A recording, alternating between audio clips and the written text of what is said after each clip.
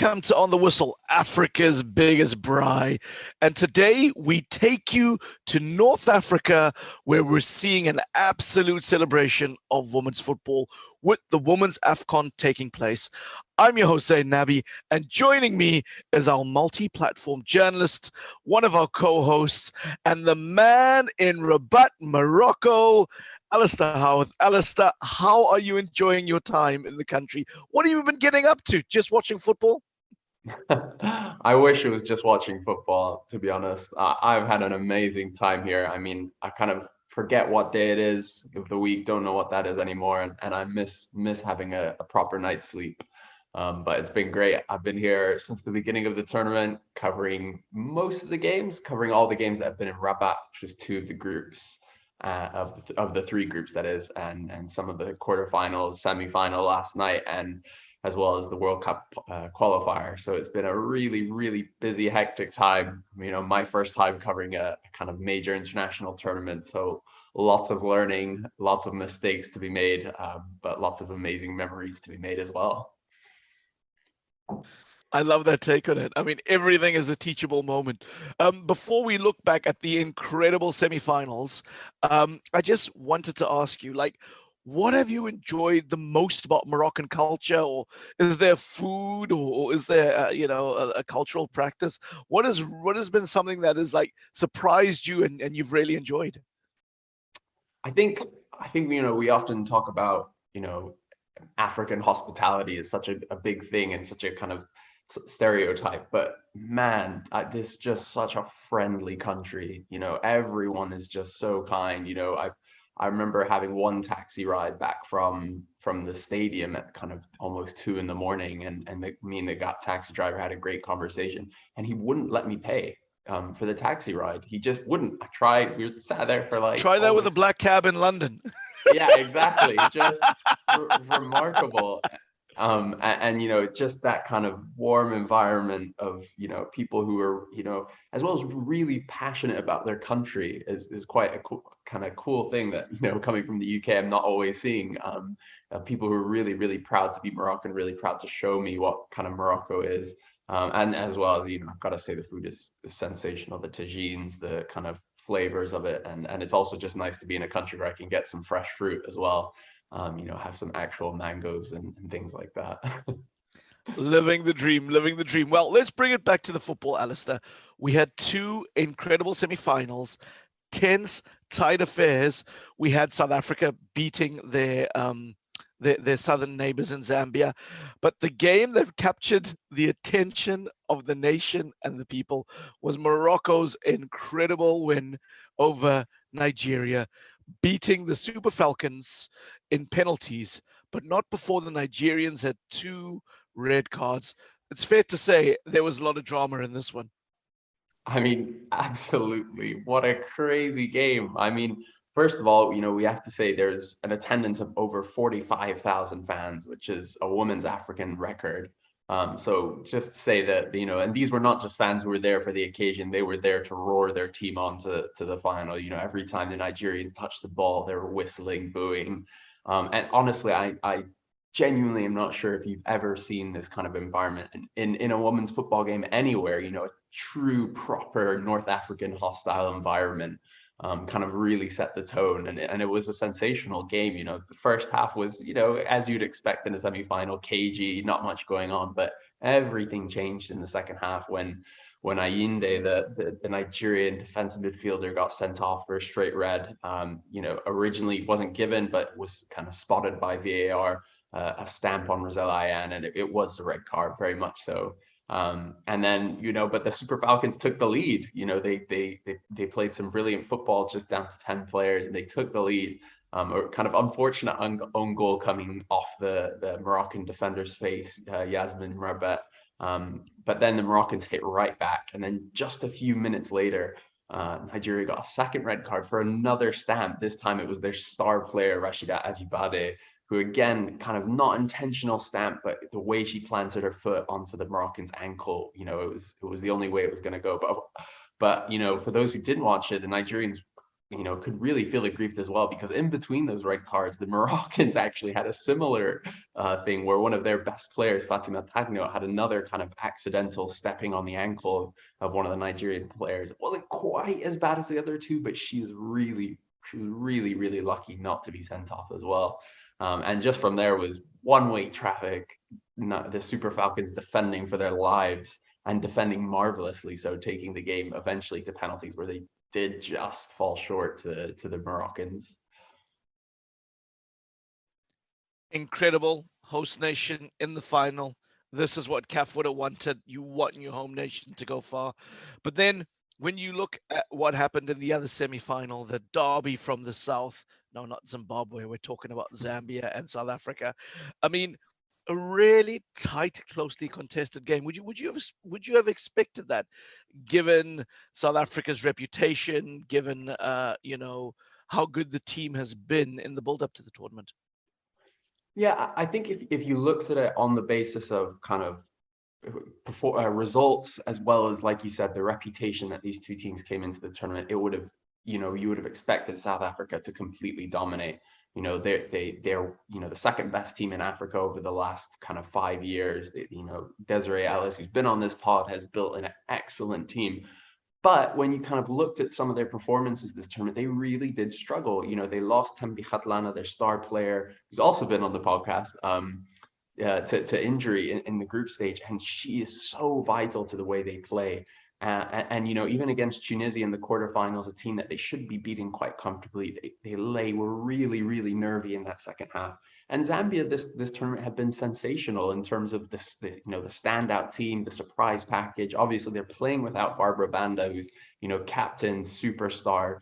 She was ruled out under DSD rules, but they've been excellent. And I think, I remember saying this in a preview I did of the game, is they had the tools to hurt the South African side, because South Africa played with a really high line, and Zambia probably the best counter-attacking team at this tournament. Grace Chanda and Mapepa on the wings, just unbelievable pace and quality, and they were the better side for most of the game. And it was a last-minute penalty that putting it generously, was controversial. I think the Zambians will feel very, very aggrieved. And the South Africans, to their credit, they changed things in the second half at halftime. I was saying to someone, Desiree needs to change things, and she did. She made 2 substitutions that transformed the game, and South Africa were much, much better in the second half. And, it probably maybe edged it in terms of the actual performance, but Zambia will feel so aggrieved. And it really sets up a really intriguing tie, because South Africa haven't been hitting the same kind of form that they hit in their first match against Nigeria, or in the 2018 Africa Cup of Nations. So we have the final set. Having listened to you, I wonder if, and again, forgive this if this is a cliche, but you have a team of 2 very contrasting styles. Would you agree with that assessment? I'm not entirely. I think they share a lot more similarities than they do differences, actually. I think what Morocco and South Africa are by far the 2 best coach teams at this tournament. Morocco, in the build-up to this tournament, brought in coach Reynald Pedros, who is one of the most decorated coaches in women's world football. 2 UEFA Champions League titles with Lyon. Coached some of the best players in the world, like Ada Hedeberg. And you can see that, Morocco don't have the same quality of individuals as, say, a Nigeria or a Cameroon, but they're really, really well coached, really well organized, defensively solid, excellent on set pieces. Whereas South Africa, play a slightly different brand of football, but the same. You can see the imprint of their coach. Desiree Ellis is, the exact opposite of Reynald Pedro. She, coming from South Africa, she doesn't have the pedigree of being a European coach and being really successful previously, but she has built an entire team in her image. South Africa definitely play, when they're on form, play the best football of any team in Africa. Just watch the highlights of their game against Nigeria to see them play the champions off the park. But both sides, really want to have the ball, on the ground to feed, as Desiree Ellis said, she wants to play a brand of football that suits her short team, because they're not a tall side. They're not a physical side in that sense.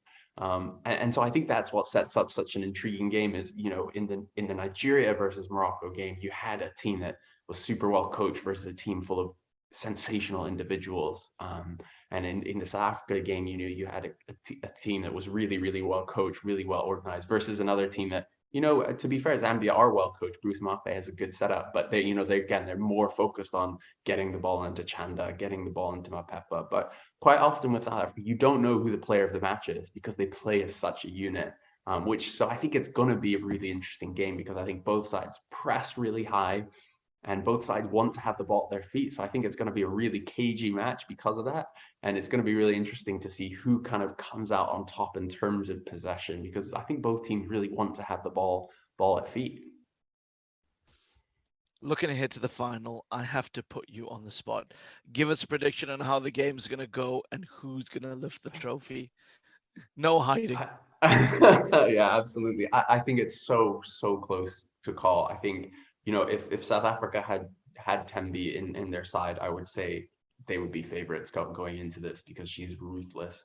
The one thing I forgot to mention that they also share in common is these are two of the most wasteful sides. I haven't seen any XG at this tournament, but I would be very, very surprised if South Africa weren't bang at the top of kind of chances missed compared to chances created, and Morocco were a second in that list because both teams really lack just a clinical goal scorer. For Morocco, they have Rosella Ayan, another one been on this podcast, and I was like waiting for you to say that. You've got the hat trick now.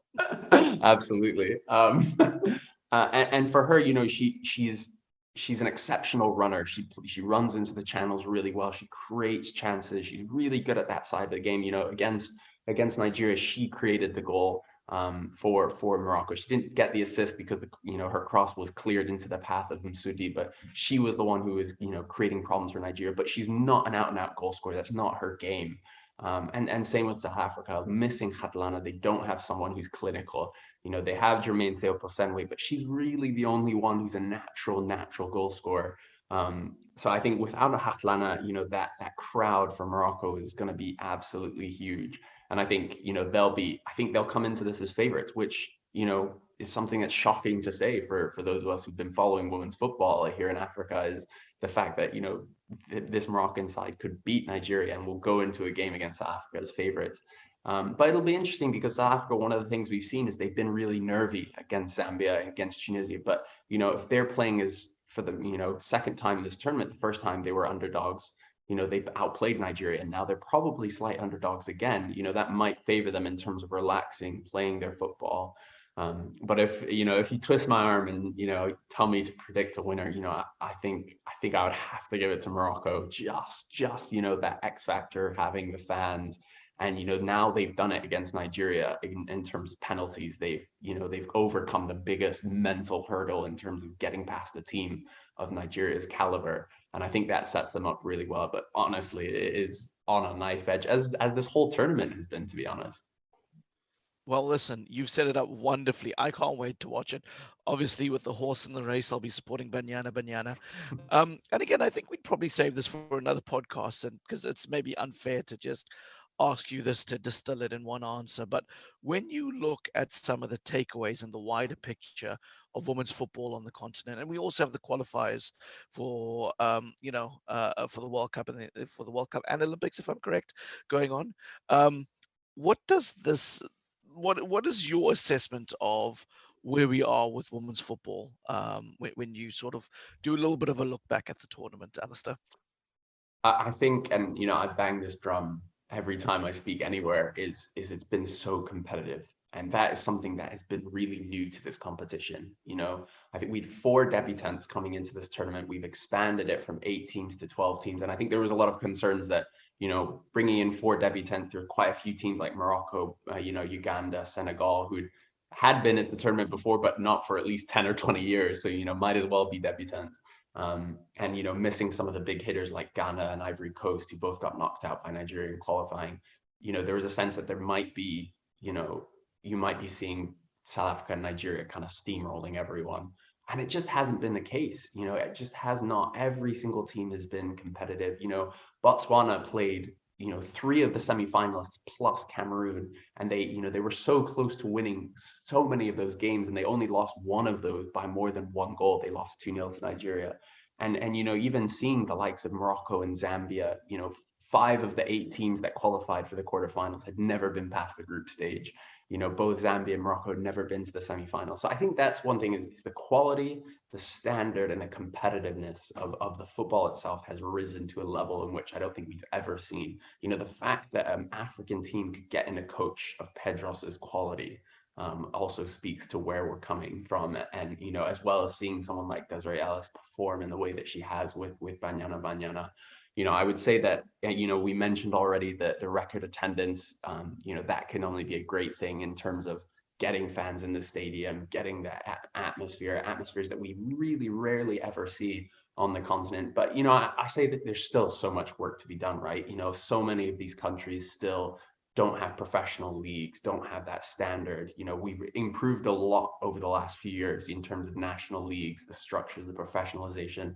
But there's still only a few of the teams at the tournament that actually were entirely professional in their setup, and the players who play for them are full-time professionals. And so I think there's still so much work to be done in terms of the investment, as well as the investment not just from the countries themselves, but also from people like us, the media, the sponsors, and I think one thing that's been encouraging is I've spoken to a lot of people who have said, look, this is the first time we've ever covered the Women's Africa Cup of Nations. We've never covered it before, but we're covering it. And, maybe that's the competition riding a bit on the Euros tail, but, that's great. That's amazing to see, media outlets covering this tournament, which they never would have before. And that can only be a good thing. But I think there's still so much in terms of investment and in terms of the money and infrastructure that needs to catch up with the actual football, because the football itself has been incredibly competitive and has been excellent. Thank you for those takeaways, Alasdair. And listen, we're looking forward to the final this weekend in Rabat. Morocco versus South Africa is going to be incredible. Send us your predictions. Who do you think is going to win? Hit us up, OTW_podcast on Twitter and Instagram, or you can leave a comment on Facebook or our YouTube accounts by just searching for the On the Whistle podcast. Alasdair, enjoy the final. Enjoy the other games that'll be going on. There's some qualifiers, a third place playoff, so really have an opportunity to absorb that and the wonderful hospitality. And we look forward to getting your takeaways once the tournament is over. Enjoy Casablanca, enjoy Rabat, enjoy Morocco, and we look forward to following all your updates on social media and wherever we see you on a TV screen these days.